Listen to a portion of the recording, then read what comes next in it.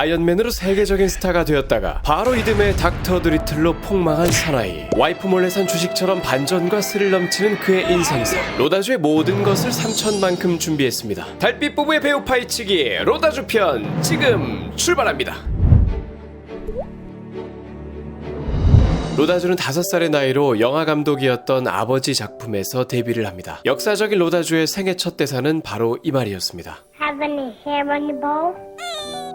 5살 아들에게 이런 대사를 시키는 그의 아버지는 평범함과는 거리가 먼 인물이었습니다. 마약과 술 중독자였던 아버지는 어느 날 심심하다고 칭얼대는 7살 아들에게 대마초를 권했습니다. 그렇게 아무것도 모르던 어린아이는 자신도 모르는 사이에 마약에 중독되어 갔습니다. 로다주는 10대 시절을 회상하며 아버지와 함께 마약을 하곤 했었는데 부자 간의 유대감을 갖는 시간이라고 생각했다. 당시 아버지는 아버지만의 방식으로 사랑을 표현한 거라고 생각했다라고 잘못을 자각하지 못했다고 말했습니다. 게다가 감독인 아버지와 배우인 어머니 밑에서 자라다 보니 방탕한 파티를 목격하는 일도 잦았죠. 이런 좋지 않은 환경에서 자란 로다주는 설상가상으로 11살이 되던 해에 부모님의 이혼까지 겪게 됩니다. 이혼으로 인한 혼란감은 그를 더욱 마약의 구렁텅이로 빠지게 했죠. 이 시절을 회상하며 그는 당시 약을 구하기 위해 전화만 수천 통을 돌렸던 것이 기억난다라고 말을 했을 정도로 이 시절 그는 마약의 노예였습니다. 하지만 아버지가 아들에게 중독시킨 것은 마약만은 아니었습니다. 아버지가 제작한 영화에 지속적으로 출연하면서 자연스럽게 연기에 관심을 갖게 되었고 연기학원까지 따라다니면서 배우로서의 성공에 욕심을 보이기 시작했죠. 그러다 처음으로 대중의 시선을 사로잡은 영화는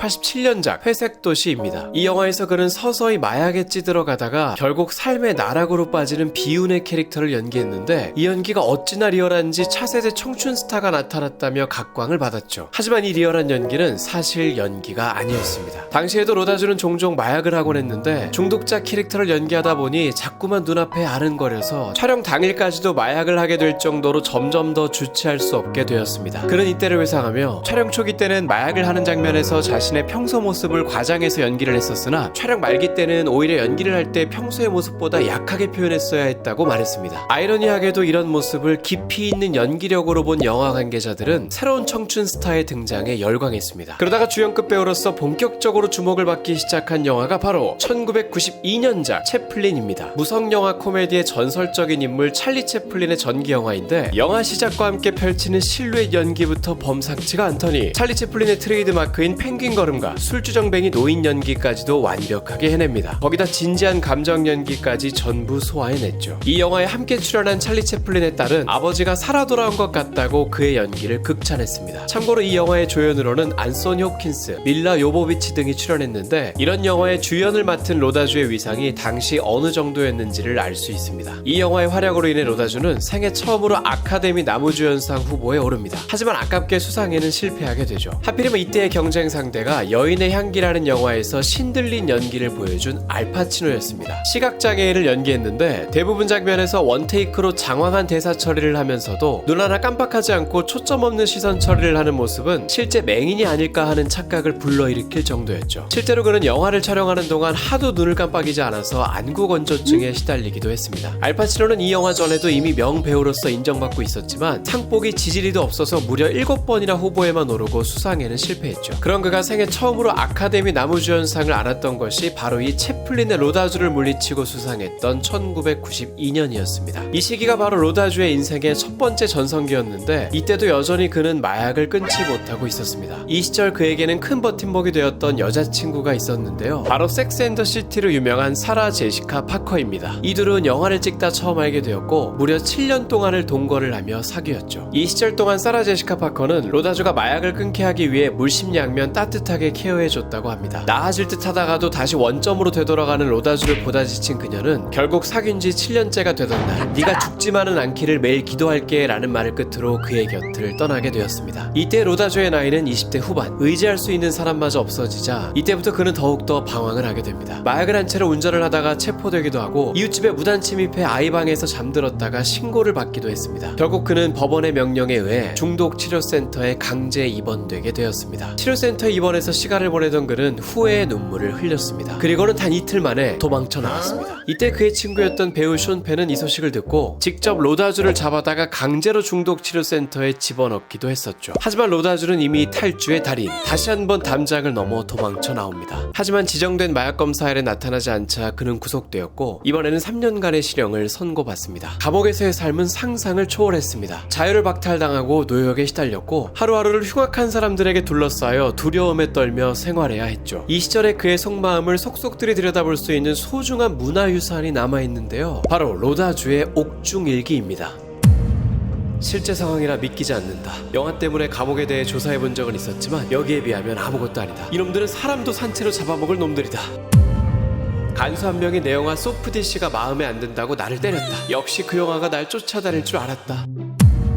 밥 먹으려고 식당에 줄 서 있다가 내 영화가 마음에 안 든다고 쳐맞았다. 대체 난 여기서 뭘 하고 있는 걸까? 셀메이트 라몬이 날 때렸다. 영화에서 내가 게이 역할을 했기 때문이란다. 아니 그래놓고는 웃긴 게 내가 온 첫날 그는 나보고 자기 와이프가 되라고 했다. 이 얘기는 이 일기장에서조차 더 하고 싶지 않다. 여기를 나가면 꼭 감옥의 실상을 다룬 영화에 출연하고 말 거다. 할리우드는 감옥에 대해 아무것도 모른다. 반성하라 할리우드.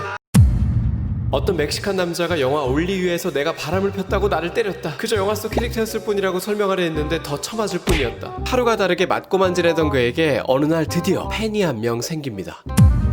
드디어 팬이 생겼다. 간수 하나가 내 영화 신비의 체험에서 내가 좋았다고 아는 척 해줬다. 물론 이놈도 날 때리긴 했지만 그래도 약간의 존경을 담아 때리는 것 같아서 기쁘다. 이렇게 하루가 멀다 하고 순환 시대를 보낸 로다주는 모범수가 되어 1년 만에 출소하게 됩니다. 바깥 세상으로 나온 그는 바로 작품 활동을 재개했습니다. 당시 초절정 인기 드라마였던 엘리의 사랑 만들기 시즌4에 합류했는데 주인공의 새 남자친구 역할로 나왔죠. 그리고 이 복귀작은 그야말로 초대박이 났습니다. 피아노를 치면서 노래를 불러주는 장면만 여러 번 나올 정도로 로맨티스트인데다가 스마트하고 유머러스하기까지 그야말로 엄친아스러운 캐릭터를 연기하며 어마어마한 사랑을 받았죠. Cutting down trees, they're putting up rain, dancing songs of joy and peace. Oh, wish I had a river.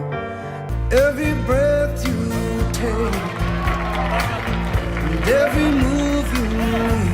그가 연기한 스윗한 남자친구 캐릭터는 엄청난 사랑을 받았고 당시 부진하던 시청률도 그의 합류 이후 다시 오르기 시작했습니다. 이 드라마에서 활약으로 그는 그의 드라마 부분 나무조연상을 차지하기도 하면서 다시 한번 멋지게 날아오릅니다. 그러나 이때에도 그는 마약을 놓지 못했습니다. 무언가에 취해 맨발로 거리를 방황하던 모습이 목격되었고 성분 검사 결과 또 마약 투약 흔적이 발견되었습니다. 그는 바로 드라마에서 해고되었고 원래는 로다주 캐릭터와 결혼을 하면서 마무리할 계획이었던 시즌은 급하게 각본 수정과 재촬영에 돌입해야 했습니다. 로다주의 존재감이 워낙 압도적이어서 그의 하차 이후 등장한 남자친구들은 하나같이 시청자들의 성에 차지 않았고 이에 실망한 사람들은 점점 채널을 돌리기 시작했습니다. 그렇게 서서히 시청률이 떨어지던 이 드라마는 결국에는 방영 취소가 되며 역사 속으로 사라지게 됩니다. 사태가 또 이 지경에 이르자 그를 받아주는 곳은 아무것도 없었습니다. 그렇게 또 방황하던 로다주에게 어느 날 그 유명한 사건이 발생합니다. 평소 즐겨 먹던 치즈버거를 한 입 베어 물었는데 마약에 찌들어버린 그는 아무 맛도 느낄 수 없었죠. 이제는 내가 좋아하는 버거 맛도 못 느낄 지경까지 몸이 망가졌구나 라는 절망감을 느낀 로다주는 그대로 바닷가로 가서 가지고 있던 마약을 몽땅 바다로 던져버렸습니다. 감옥보다도 더 효과적인 치료법이 햄버거였던 셈이죠. 이후 그는 거의 20년 동안 마약과 동떨어진 삶을 유지하고 있는데 훗날한 토크쇼에서 그에게 한순간에 끊는 것이 어렵지 않았느냐라고 묻는 질문에 끊는 것 자체는 그리 어렵지 않았다. 오히려 어려웠던 것은 끊기로 결심하는 것이었다 라는 답을 하기도 했습니다. 약은 끊었어도 이미 사고뭉치로 찍힌 그에게 캐스팅을 제의하는 곳은 없었습니다. 가장 큰 문제는 보험료였습니다. 잇따른 사건 사고로 인해 보험료가 천정부지로 치솟자 그 어떤 제작자도 그를 캐스팅하기를 꺼려했죠. 바로 이때 그를 구원해줬던 건 멜 깁슨이었습니다. 멜 깁슨은 자신이 직접 감독하고 출연하는 노래하는 탐정에 로다주를 캐스팅해 주었고 주변 제작자들에게도 그를 추천해주며 꾸준히 재기할 수 있도록 도움을 줬습니다. 이후 로다주는 주연과 조연 가리지 않고 여러 편의 저예산 영화에 출연하며 재기를 꿈꿉니다. 그의 재능을 아깝다고 여긴 주변 인물들이 이 시절 많은 도움을 줬는데요. 2003년작 할리베리 주연의 공포영화 고티카의 제작자는 자신의 연봉 40%를 보증금으로 내놓으면서까지 로다주를 캐스팅해줬습니다. 2005년작 블랙 코미디 키스키스 뱅뱅에는 제작자였던 여자친구의 도움으로 출연할 수 있었습니다. 하지만 이 시기에 로다주는 사실상 퇴물로 여겨져 참담한 출연료를 받았습니다. 실제로 키스키스 뱅뱅의 개봉 후 그의 수중에 들어온 돈은 고작 $85, 우리 돈으로 10만원을 받은 셈입니다. 그래도 로다주는 포기하지 않았습니다. 방황을 거듭 거듭했던 자신의 업보라 생각했고 작은 배역이라도 묵묵히 감사한 마음으로 최선을 다하면 언젠가는 다시 한번 기회가 올 거라고 믿었죠. 그리고 그 믿음은 2007년 드디어 보상을 받게 됩니다. 실화 바탕의 범죄 스릴러 영화 조디악의 조연으로 출연하게 되었는데 인상적인 활약을 펼쳐 극찬을 받았고 이 영화는 영국 BBC에서 선정한 21세기 최고의 영화 12위에 오르기도 할 정도로 명작 영화의 반열에 오릅니다. 그리고 2008년이 되었습니다. 드디어 전설의 그 영화가 개봉됩니다. 마블 영화 시리즈의 시작이었던 아이언맨 1편. 이 영화가 없었다면 지금의 전 세계가 열광하는 마블 영화 시리즈는 없었겠죠. 그러나 이때 로다주는 여전히 찬밥 신세였습니다. 비록 주연 자리를 꿰찼다고는 하나 제시된 출연료도 오히려 조연으로 나오는 테렌스 하워드보다 7배나 낮았죠. 게다가 기네스 펠트로는 아이언맨 1편의 촬영을 앞둔 소감을 묻는 질문에 로다주에 대해서는 별 언급 없이 오히려 악역으로 나온 제프 브리지스를 가리켜 그와 함께 작품을 찍는 것은 모든 배우들의 꿈일 거다라고 말하는 등 로다주는 당시 그다지 주목을 받는 입장은 아니었습니다. 참고로 제프 브리지스는 골든글러브 평생공로상을 받았을 정도로 할리우드의 원로 배우이며 2010년에는 크레이지 하트라는 영화로 아카데미 나무주연상을 타기도 했습니다. 사고뭉치 이미지로 인해 마지막 순간까지도 캐스팅에 반대가 많았으나 감독인 존 파브로는 끝까지 캐스팅을 밀어붙였습니다. 그의 생각은 이랬습니다. 영화 속 토니 스타크는 세상 사람들 모두가 얼굴을 알고 있는 유명 인물인데 이런 얼굴 팔린 사람이 공개적으로 비난받을 때 겪는 힘듦과 고통 그리고 대중 앞에서는 밝은 모습으로 있다가 속마음을 털어놓을 때는 어둡고 고뇌에 찬 모습을 보이는 이 캐릭터가 로다주의 이미지와 딱 들어맞는다고 판단했습니다. 거기다가 평소 능글맞은 유머를 잘 구사하는 로다주라면 이 밉지 않은 밉상이라는 어려운 캐릭터를 확실히 소화해줄 거라 믿었죠. 우여곡절 끝에 캐스팅이 확정된 로다주는 설레는 마음으로 첫 출근을 했습니다. 그런데 촬영 첫날부터 심상치 않은 상황임을 느꼈습니다. 이 영화의 각본이 촬영을 앞두고 폐기되었던 상황이라 난데없이 대본조차 없는 상태로 영화를 제작해야 하는 열악한 상황이었던 거죠. 하루에도 몇 번이나 수정에 수정을 거듭하며 쪽대본식 촬영을 했어야 했는데 이 영화에 출연한 제프 브리지스는 도무지 미리 연기 연습을 해갈 수 없는 환경이었다며 학교 영화 동아리에서 찍는 것 같다고 푸념했을 정도입니다. 하지만 이런 쪽대본식 촬영은 오히려 로다주에게 엄청난 힘을 실어줬는데요. 평소 순발력과 유머 감각 넘치는 그에게 이렇게 대본에도 관여할 수 있는 환경이 주어지자 그는 재능을 마음껏 펼치기 시작합니다. 각본에 기여한 로다주의 활약은 결코 배우로서의 활약 못지 않았죠. 아이언맨의 재치 있는 대사들과 명장면은 로다주의 손을 거친 장면이 많습니다. 가장 유명한 것은 자신의 정체를 밝히는 엔딩 장면입니다.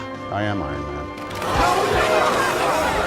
원래의 대본과는 전혀 다른 로다주의 즉흥적인 애드립이었는데 이 장면을 지켜보던 제작진은 순간 너무 놀라 탄성을 지를 정도였다고 합니다. 너무나 예상치 못한 전개인데다가 토니 스타크라는 캐릭터가 실제로 벌일 만한 충동적인 일이었다는 생각이 들어 결국 이 장면은 실제 영화의 엔딩이 되었습니다. 그리고 이로부터 11년 후 그의 퇴장을 기리는 명대사가 되기도 하죠.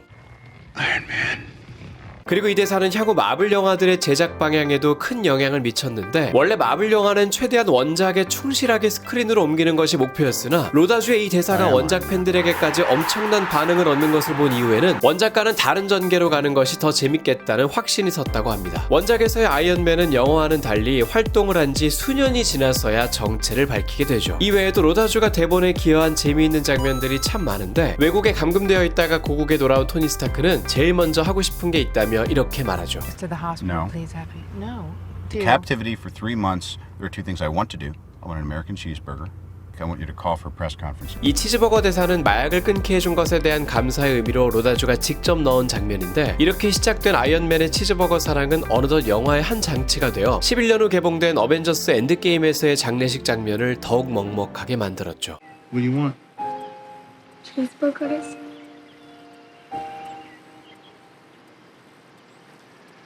You know, your dad liked cheeseburgers. 바로 이런 게 마블 시리즈가 참 잘하는 부분인데요. 하나의 애드립에서 시작된 장면을 후속작에서 엮는 솜씨가 일품입니다. 스파이더맨 홈커밍에서 많은 관객들을 폭소케 했던 이 장면. That's not a hug. I'm just grabbing the door for you. We're not there yet. 원래 이렇게 앉는 장면은 대본에는 없었는데 이때 톰 홀랜드를 로다주를 나누면 재밌겠다는 생각이 들어 즉흥적으로 안았다고 합니다. 이를 당황하지 않고 재치있게 받아쳐서 이런 재미있는 장면이 나오게 된 것이죠. 이 장면으로 인해 훗날 죽음에서 돌아온 스파이더맨과 포옹하는 장면이 더 감격적으로 다가오죠. 로다주의 끝을 모르는 애드립은 원래 없는 장면까지도 추가 촬영하게 만들었습니다. 어벤져스에서 작전 지휘를 하는 이 장면, 뜬금없이 직장에서 몰래 게임을 하고 있는 직원을 언급하며 무안을 줍니다. That man is playing Galaga.